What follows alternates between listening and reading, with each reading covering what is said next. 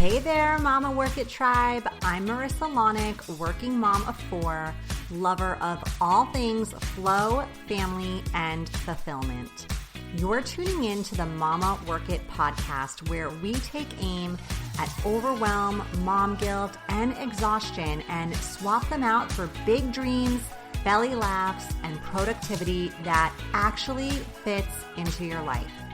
Every week, we dive into tips, motivation, and a healthy dose of fun so you can slay your day even when you're busy AF. Ready to feel seen, energized, and totally unstoppable? Let's get to work, mama.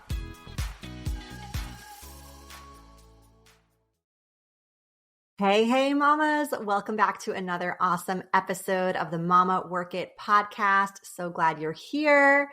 My name is Marissa Lonick. I'm your host and the founder of Mama Work It, where we support women in the juggle of mom life, work life, wife life, fill in the blank life. Super excited to introduce you to our guest today. His name is Chris Rodack. He is the founder of Rising Father, a global men's brand, and Men of Fire, a father transformation program, as well as the host of the Rising Father podcast. Having transformed his own life from a music teacher to a physically peaked multi-six-figure online entrepreneur, husband, and father of 2, after shedding over 60 pounds and reclaiming his drive, Chris is fiercely dedicated to helping men ignite their inner fire. His mission is to equip men with the tools and community to achieve peak discipline, optimize their health, lead their families with strength, and live with unwavering purpose, fostering a movement of fathers committed to relentless growth and becoming a guiding lighthouse for their loved ones. So excited for this conversation. Chris, thank you so much for being here. Thanks for having me. I'm excited. Glad you reached out. Yeah, good. Well, we don't often get a dad's/husband's perspective on this show. And I love that you of all people are one of the few that get to represent that demographic for the Mama Work It community. Appreciate it. Tell us more about your journey into, your partnership, parenthood, kind of how this all came to be. Yeah, and I'll try to keep it. If I ramble, just let me know. But yeah, like my bio said, I was a music teacher. I came from a big family. I had a big Catholic family. I have 8 brothers and sisters. Grew up in like a 2-bedroom, 1-bathroom house, and went to school for music. Fell in love with the saxophone. Got married, met my wife at college. And got married to her. And during that time, it was a huge transition for me. Like everything I'm doing now, my purpose and what I do with my business, and everything is kind of tied into the story of myself, which is why this needs to be told. So as I got my first job, I kind of let myself go physically with my discipline and everything. I used to be in great shape. I was ripped. I did this beach body workout called P90X. It was huge back in the day. I remember what that was. Yeah. So it was a tough one. So I did 3 times in a row because like my senior year of college, when I met my wife, I went from going to the gym every day, and I started just like hanging out with her more and watching movies. Not saying it's her fault. It's my fault. But like I just kind of got more relaxed. And then, I was senior year of college, I was like, this isn't who you are. So I did P90X for a year, got ripped again. Then I got married, had kids, and over the next 10 years, put on a bunch of weight, lost my discipline, and really lost my identity of who I was. I considered myself like an in shape, disciplined athlete, and I just let it go. And as I let myself go physically and with my discipline, I noticed that my inner fire started to die. My confidence started to die. The way, things I would even want to do with my wife or my kids weren't the same as I let myself go physically and with discipline. And over this decade and over these years, my self-belief, my identity, and what I thought I was capable of doing, all were skewed based on those everyday actions of, hey, you don't have to go to the gym today. You can have an extra drink. You can do all these things. And I've found through the work that I do now that a lot of guys and husbands and fathers find themselves in that. You're super busy with work. You're super busy providing. You're super busy as a husband and father, taking care of the house. And whenever you let yourself go and your disciplines a little bit, all these other things start to slide. So what I'm focused on now is helping guys get these systems and disciplines back while still being a great husband, father, and kind of thriving in that chaos instead of drowning in it. Yeah. So leaning heavy into those systems, those disciplines, because Yeah. they are sort of the root of your ability to show up in all those other places is what you're saying. Yeah. I mean, if I don't feel good about the person I see in the mirror, like, and it could be like, you can give me the female perspective too, but I know that, if I have this memory of me being in shape and disciplined and, this really on top of myself back in the day, and I look at myself this past week and I've skipped all the gyms or all the gym sessions, and I've eat fast food, or I've drank more than I should have. I just feel, for me, it just kills me on the inside, and I feel down, and it saps my presence and energy. And if I can, for guys, a lot of us, we go to sleep frustrated, and we're not just frustrated at our wife might think we're frustrated at her, but really we're frustrated at ourselves. We're like, no, I let myself down today. And how it comes off to our family is unpresent, impatient, and dad's in his head. Dad's shut down. But no, dad's just, he broke a promise to himself and he feels bad. Mm, okay. Okay. I love hearing all this because I feel like it's hard to get in my husband's head sometimes, like Yeah. I'm a different person, right? Yes. So, yeah. All right. So you've built Rising Father from this place of personal transformation. Take us back to a point where you felt like you were failing or falling short as a man, as a father. Like, what did that specific pain feel like? What was the critical realization that sparked your journey to reclaim this leadership, this vitality, this realization that maybe another mom, dad listening might need to hear you say today? Yeah, there's on my website, I've got this video that kind of like tells my story. And I always point to this one moment. It was probably 8 years ago or so. I got for me, it was my dream teaching job. I was a music teacher. So I got the place I wanted to work since I was a kid. It's a beautiful fall day. I was at this amusement park with my wife and baby and toddler boy. Should have been the most unbelievable day. Like, I should have been happy. I should have been confident. I should have been energetic. And I took this picture of myself next to my son, and I wasn't even smiling. I could just see the disappointment in my face. And it was all stemmed from me. Like, I was probably like 50, 60 pounds overweight at that point, when just a couple years earlier, I was in great shape. And like, I wasn't chasing my side businesses or hustles or anything like that. Like, I was just, even though my environment, my family was the best it could be, because I was personally letting myself go so much, I couldn't be happy in these situations or present, because I was so full of inner frustration. I looked at this photo afterwards and I said, you are stealing these moments from your family. Like, you're stealing the energy and joy and presence you could be giving your son. Like, your son should have had a happy father right there, but you weren't. You were being selfish. You were in your head about your own failures. So I can't, this isn't going to happen anymore. So I need to transform myself. Like, I need to build myself back up, focus on me, build me, so that I can give more in those moments. I want to be energetic. I want to be happy. And if I'm not happy with myself, I don't love and respect myself, it's really hard for me to do that to other people. So I need to focus on that so I can give that to my family. So it really was like, looking at that photo was one of the, I think, the core turning points for me. Yeah. Yeah. It's amazing how sometimes seeing yourself from that outside perspective of like looking at a photo or watching a video or something can kind of take you outside of your head and give you that objective viewpoint of it. Yeah. I mean, and it's the same thing as like it's so easy to talk about the physical because you can see it.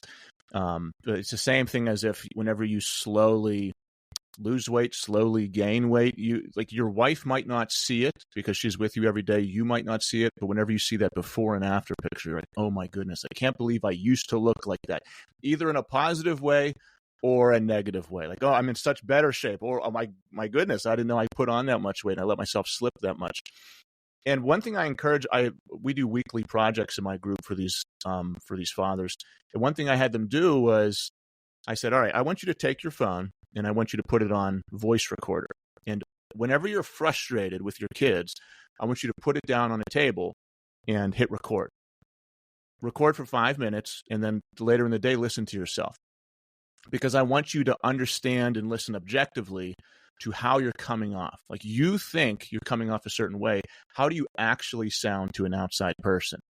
So everyone on our Zoom calls, we're talking about, oh my goodness, I didn't know I was that angry sounding. Like I sounded terrifying. I really like, I would not want my own father to sound like that, but that was me. And it's exactly what you're saying. Like whenever you listen to yourself with a voice recorder or with video or pictures, you get a completely different perspective, and it can be life-changing. Wow. What a powerful exercise. Yeah. I feel like I should do that too. Yeah. I mean, it's Yeah. anyone, no matter how on top of it you think you are. Like if I did it today, there'd be things I love, things I don't love. But you got to be willing to like drop the ego and be like, okay, I'm not perfect. There's some, let's grow the things that I'm doing well, and let's cut out the things that I'm not doing well, and try to see if I can replace those. Yeah, absolutely. Yeah. So many dads listening, they might feel trapped in this complacency cycle, right? And I feel like moms too, we get that way. Maybe health has slipped, maybe ambitions dwindled, maybe connection with family or health or whatever. So from your experience coaching hundreds of men, what's the single most common yet often unacknowledged pain point or limiting belief, as we coaches like to use that terminology, that keeps men stuck? And what's the direct, uncompromising truth they need to confront to begin healing, rising, bettering the situation? The most important, I think the thing that goes under the radar that we focus on, that I focus on, is your identity and self-belief and self-worth. Because like if you're a guy who's struggling with complacency, you've been trying to go to the gym, you've been saying you're going to go to the gym tomorrow for the last 20 years. You know, you've been saying this is the weekend I'm not going to drink for 10 years straight, but you constantly find yourself doing that. If I just tell you these things, like, hey, don't drink, do this bench press, do this nutrition plan, it's not going to matter to you. You know, Tony Robbins could show up at your house, tell you what to do. It's not going to matter. If you see yourself as someone who's failing, if you see yourself as somebody who's not worth pushing, if you think I'm going to screw this up, I'm going to fail this again, I never commit to things, I'm not going to commit to this next thing. If that is your identity, then you are never going to break out of that. So you have to understand, how are you speaking to yourself? What is your inner speech? If I were to tell you, this is another exercise we do, I said, write a story about yourself as if you were the third person. Who is Chris Rodack? What do I think about myself? Is this guy going to be successful? Is he going to be wealthy, powerful, wise? Like, do I think positively about myself or negatively about myself? Am I my greatest ally or the person that pulls me down the most? That is your identity. It's how you see yourself. So I would say to that guy, monitor your inner speech, monitor what you actually believe about yourself, and slowly start to change that. So you have to fake it a little bit at first. Like, because if you flat out think you're a failure, you can say positive affirmations all day and it's not going to change the thing. But you have to start there. Like, you have to say, no, Chris, I know you failed this past year, but you are a good father. You are a good husband. You do want to be healthy. So you need to tell yourself those things. And then you need to slowly start to build proof to back up that story. Because you can't tell yourself one thing and then live a different life.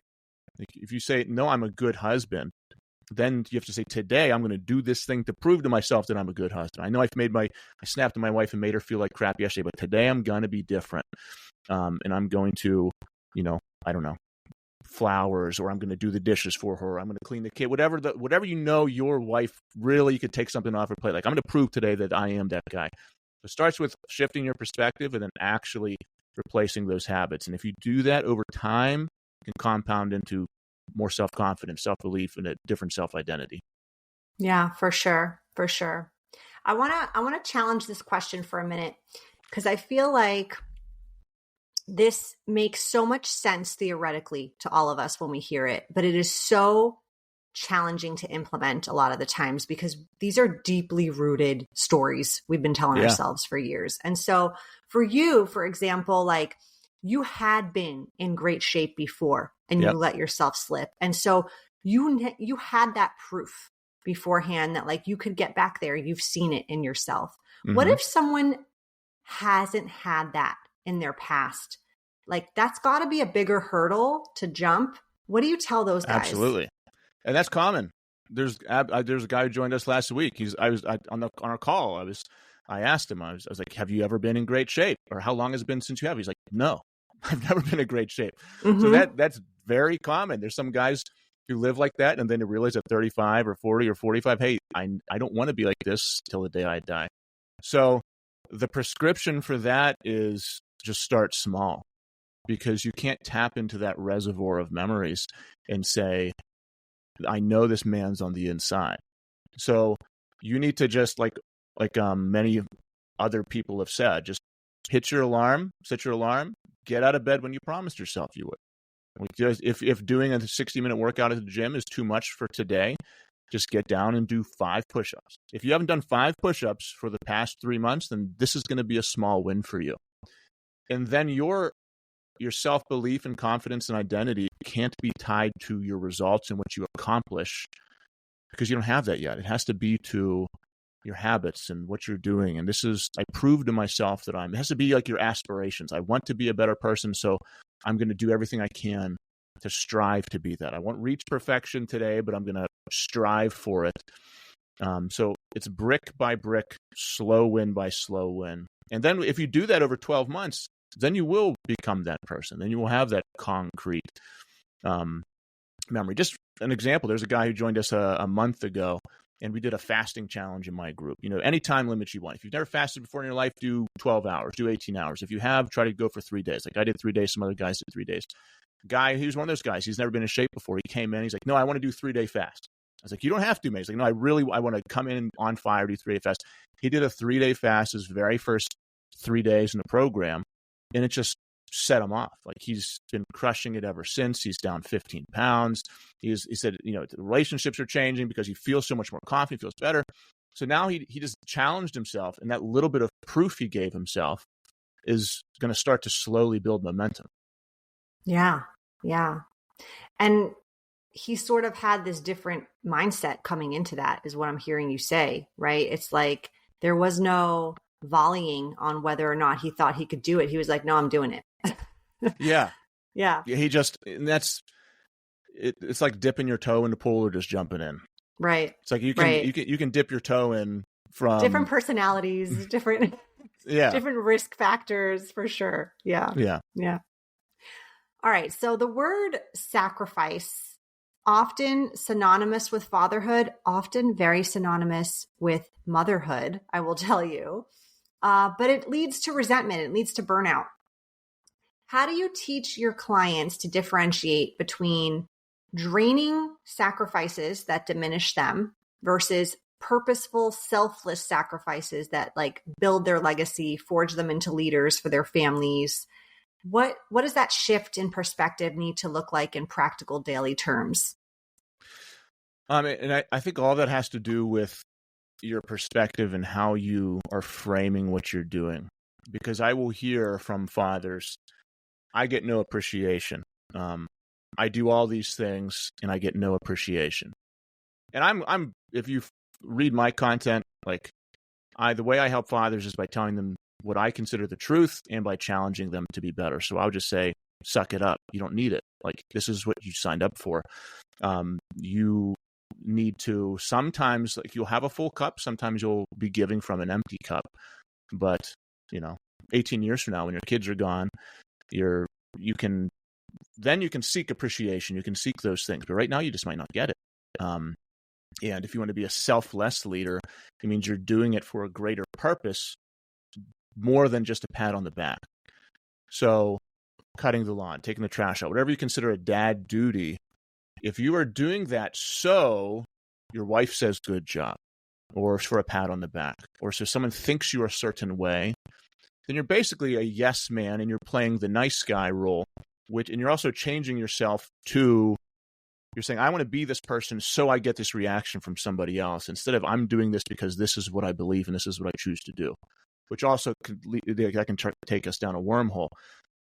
But the daily actions you take need to be tied to your identity once again. This is the person I believe I am. I think I'm a selfless husband, father. I think I'm a selfless leader. So what does that person do?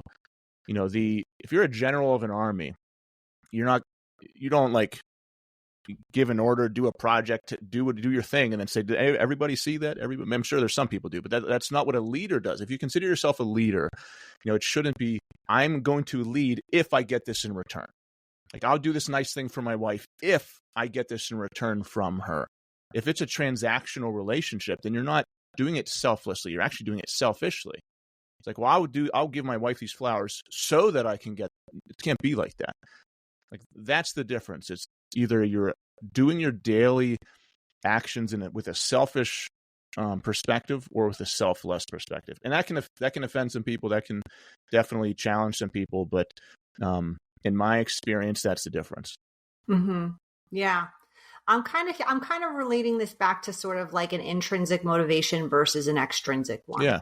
And, when you do things intrinsically, there's more sustainability there, that this is going to be a long-term kind of deeply rooted way that you just are, right? It's part of your identity, like you said. And it's kind of like a bonus if there's an extrinsic, factor there of like a pat on the back or like an appreciative, affirmation or whatever that is. Mm-hmm. Yeah. It's eventually you will, like, if a guy would join us, you start out with all extrinsic motivation. And it's the same thing as someone would see some of your content, some of my content, any content that motivates you or inspires you. Like, that's extrinsic motivation. You need it. Like, I still need it. When I was at the gym this morning, I was listening to things that pumped me up. When I journal positive affirmations for myself so I can build myself up. That's all extrinsic stuff that I need. So take inspiration wherever you can get it. And then it's, okay, well, if I do these things enough times and it becomes who I am, then I could also be the person who provides that myself, and then it is intrinsic. I think you need both, but if you find yourself like in the bottom of the pit where you're at the point in your life is like, I'm fed up, I need to do something, then don't shy away from extrinsic motivation. You need it right now. You need other people. You need people to push you. That's the point that you're at right now. And then once you change yourself, you can be the person who does that to other people. But I hear this from guys. They'll say, I have to do it myself. I can't accept help from anybody. I have to do it myself. It's like, okay, well, then you're just going to suffer for more years. And then your family's going to suffer for more years. You don't get any bonus points for going alone. It just takes you longer to get to where you want to go. Like, I've had coaches for many years now. They have propelled me to places I want to go much faster than if I insisted on doing it alone. Yeah, I agree. Best coaches have coaches, in my opinion. Yeah, absolutely. Yeah. Mm-hmm. All right, Chris, for the moms listening, our main audience here. Sure. What role can the moms play in helping their partners, their husbands, living their best lives? Is it that bonus sort of like affirmative good job? Like, what can we do to help them? So this past 2 months, I've had a vast majority of the men who've joined my program have been there because their wives have told them to do it, which is unbelievable. Like, I've had all these applications. It's like, my wife told me to do this. I've had a guy, like a different mom just bought her husband the thing for Father's Day. Like, that was his Father's Day gift, was to do this. He's already down like 15 pounds. So the best thing is to support them. And you almost have to do objection handling with your husband, because in their heads, they're thinking, if I go to the gym and work on myself, it's selfish. Or if I invest in myself, it's selfish. Or if I do these things that will help me be more present, patient, happier, confident, and be a better husband and father, I can't because this is in my head. This is what a husband and father does. He spends all his time here, not realizing some of the time they're also not doing those things. So the best thing if your husband is this guy who is struggling in some of these ways, the best thing you could do is say, listen, is be honest with him in a kind, comforting, loving way, without backing down. And I know this is a kind of a difference. You can tell me if it's different. It can be a difference between men and women, is bluntness versus not bluntness. I know sometimes with my own wife, I'm like, please just tell me exactly what it is. Like, don't circle the topic. So try, ladies, to tell your husband as openly and honestly as you can, listen, I know that you're struggling right now. I know that you want to be in better shape. I know that you want to be more energetic. I know you want to be like maybe you used to be, or you don't want to be. So be super honest with them. In the way you say it matters. Like, don't bring up past things. Don't be patronizing. Say it in a comforting, loving way. Like, you want the best for them. So first off, be open and honest. And then just say, like, I want you to take care of yourself. I want you to be happy again. I want you to be strong again. I want you to be confident again. And guys, if you're listening, your wives want that for you. They want you to be happy. And that's the main reason these ladies, they tell me, they're like, I want to see my husband on fire again. I can see it dying within him. It's very sad. So like, just be open and honest and say, like, the thing I want for you isn't this new grill. Because that's an easy thing that a husband would tell his wife. What do you want for Father's Day? A new grill. No, I want to give you this time to where you can go to the gym. And then if you're the husband, hey, set your alarm clock back like we do in my group. We set our alarm clocks back an hour earlier. We go to the gym before everyone wakes up, and then we're back and we're good. But also, if you're the wife listening, like, understand that, man, your relationship, your whole family dynamic and energy, what would it be like if your husband loved and respected himself and was just happy more? Happiness. Guys are so propelled intrinsically by their accomplishments, who they think they are, their physical bodies, just progress. How would your relationship and your family dynamic change? How much less would he snap? How much more patient and present would he be? Same thing for women. When you take care of yourself, you just feel good. My wife would say the exact same thing. So be open and honest, encourage them and support them, and let them know that them becoming their best is the thing you want for them. Awesome. Thank you. Such good advice. Appreciate it. Chris, we're going to move on to the part of our show where we like to ask just random personal questions to our guests to get to know you a little better. Are you ready? Yeah. All right. Curious about this one. What's your go-to, like, get it done song, motivating song? This is going to be really weird, but I like to listen to white noise. Okay, yeah. I told you weird. Like, it's not a pump up song. I did classical music when I was in college. For me, if I'm listening to a lot of words, like, sometimes I'll listen to an audiobook or a podcast. But if I like, to this morning, I just listened to white noise because it kills all the other thoughts in my brain. And I was at the gym when I was listening to it, and I can only focus on the thing I'm doing. However, before I'm making content or reels and stuff like that, there's a composer named Tony Anderson. He's like a classical composer. I use it in a lot of music for my reels. I'll also listen to Tony Anderson if it wants to get me into like an emotional kind of fatherhoody, creative type of mindset. But yeah, not an inspirational answer, but that's the truth for me. No, I love it. It's kind of meditative, I would think, the white noise, Yeah, for me, it like eliminates all the other thoughts. It like implants something that means nothing, and then I can just focus on what I'm doing. If I really need to get something done, I turn on, it's actually called brown noise. It's called, if you turn YouTube brown noise, it'll turn up. And it just like works perfectly with my brain. It'll eliminate everything else, and I can just hone in on what I'm doing. Okay. All right. Cool. If you could go on vacation tomorrow anywhere in the world, where would it be and why? It would be in the Shenandoah Mountains. We did this 6 years ago with my family. There was a farmhouse that we did. There's no reception, mountains in front of you, goats and stuff off in the distance. And there was no reception, beautiful, cold, low humidity. And I could just totally relax and reset. As soon as you pull onto that property, you're just totally relaxed. Like, we just went camping last week. There's no reception. Same thing. It was unbelievable. So that's what I love. I'll choose the mountain, a cool mountains with the hoodie on, campfire over the beach any day. Yeah. It's nice to be able to get off the grid sometimes with the technology, for sure. Yeah. Yeah. What if you could only eat one food for the rest of your life? Calories don't count. I think it would be pizza. I was going back between steak and pizza. I love steak. But we've got a pizza oven in our backyard. I love pizza so much. It's got to be pizza. Yeah. And what's something most people don't know about you?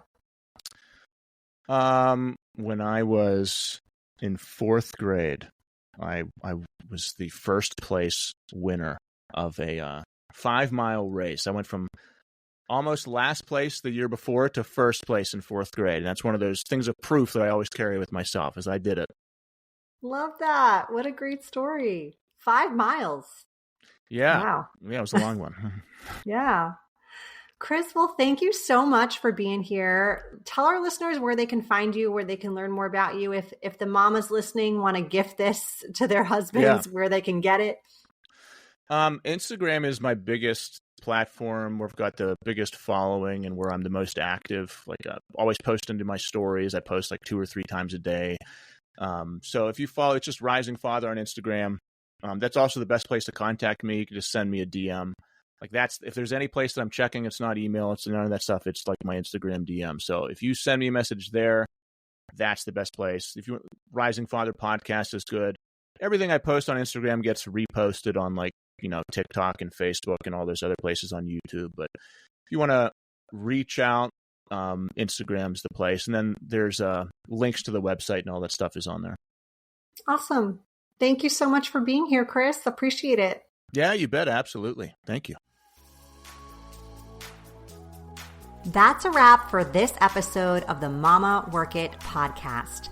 I hope you feel empowered, inspired, and ready to take your next step. If this episode spoke to you, share it with another amazing mama, and don't forget to subscribe and leave a review. It helps us show up wherever you get your podcasts. Be sure to head over to mamaworkit.com for free resources, coaching support, and new ways to momage your days as a busy mom. Until next time, keep on working it, mama.